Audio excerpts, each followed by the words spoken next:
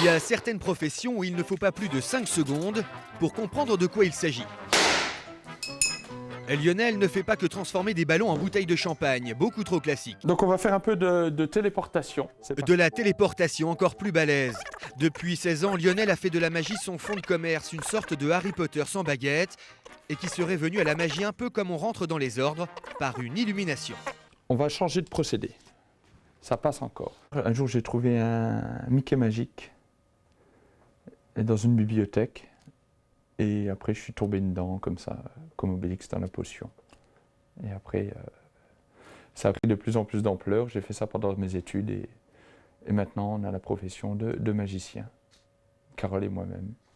Pour en arriver là, il a fallu se former et maîtriser les bonnes formules magiques. Documentation, vidéos, conseils, voici comment Lionel est devenu Caméléon, l'un des meilleurs magiciens français.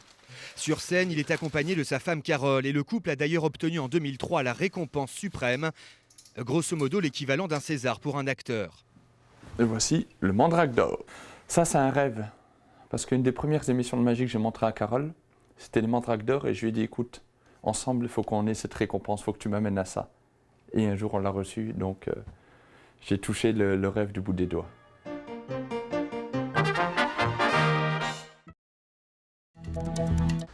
C'est l'une des activités préférées de Lionel, le shopping 100% magie. Accompagné d'Olivier, son assistant technique, il se rend régulièrement dans ce magasin spécialisé pour dénicher 2-3 bricoles.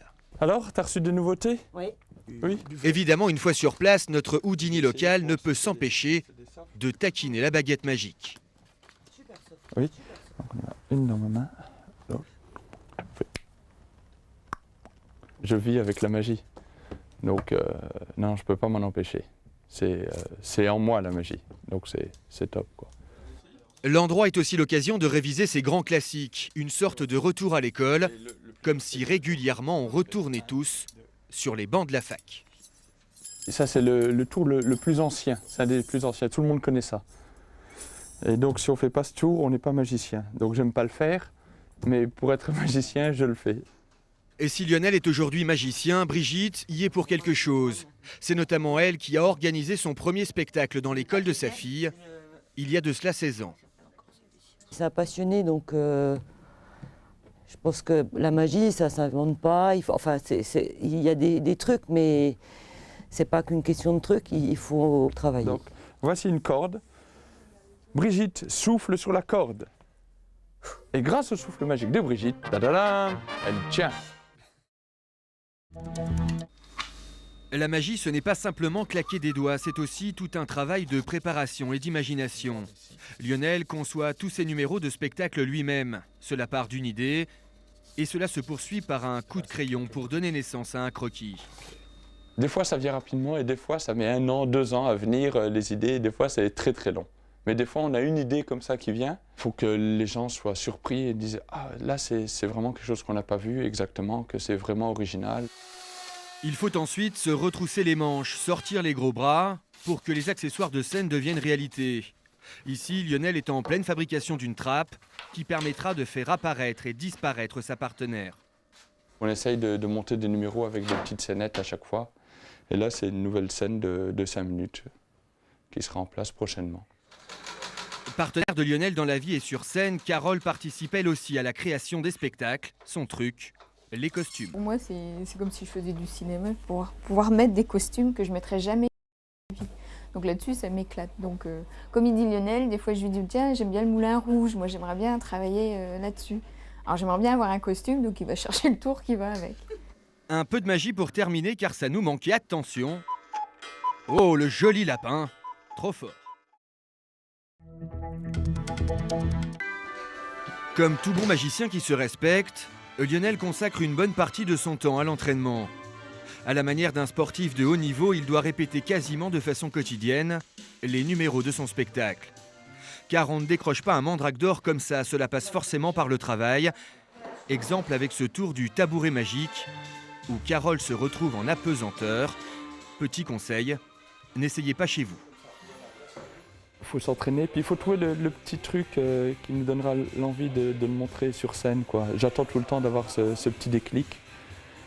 Quand je sens vraiment que c'est bon, je peux le montrer.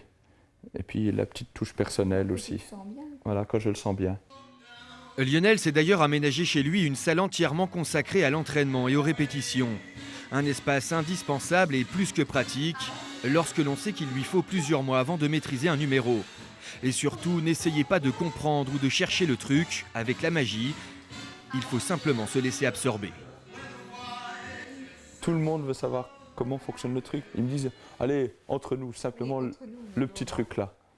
Alors il y a une réponse toute faite, c'est vous savez garder un secret. Moi aussi. Le tabouret et le micro volant, 2 numéros que Lionel n'a pas encore dévoilés sur scène, 2 avant-premières, rien que pour vous. Vénard. Ce n'est un secret pour personne, avec un magicien sur scène, on a forcément mal aux yeux. Voici le spectacle joué par Lionel plusieurs fois par semaine et aux 4 coins de la France. Sur scène, il est accompagné de Sylvie qui remplace Carole, actuellement en congé maternité. Et bien sûr, l'un des grands classiques de Lionel, c'est de martyriser sa partenaire, séquestrée dans des boîtes minuscules. Rassurez-vous, au final, Sylvie ressort indemne. C'est ce qu'on appelle la magie d'un couple. Pour moi, un spectacle, c'est comme un film, c'est-à-dire qu'il faut qu'on retrouve toutes les émotions dans le film. On rit, il y a des sentiments, un peu de tristesse ou de suspense, on ne sait pas ce qui va se passer, donc j'essaie de refaire vivre comme un film. Puis j'adore faire participer des gens, ça c'est sûr. Plus ils participent, plus le public s'amuse. Dès qu'il y a le premier éclat de rire, pour moi c'est bon. Je sais qu'après ça va suivre. Adélaïde, on va couper un petit bout. Regarde bien, je te montre. Attention, on y va. Couper. Mais je sais, ça surprend la première fois. Hein. Le mieux, c'est quand tu le fais. Sors tes ciseaux. Tu es prêt? 1, 2, 3. Beaucoup plus qu'un simple magicien, Lionel est un showman, un artiste qui cherche à partager sa passion du spectacle. À coup de travail et de talent, il a donc réussi à conquérir son public, sans doute son plus grand tour de magie.